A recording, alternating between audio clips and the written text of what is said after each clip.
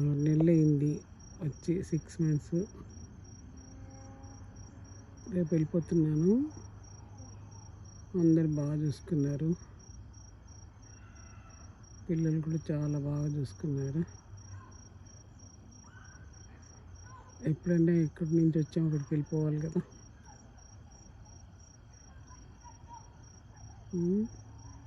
హ్యాపీగా అన్నీ చూసాము.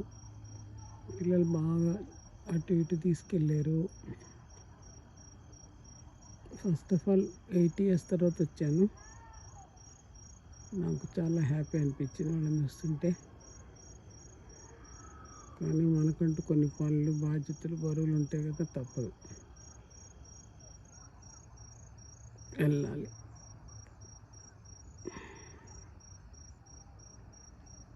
అందుకే వాళ్ళు 6 months అని చెప్పి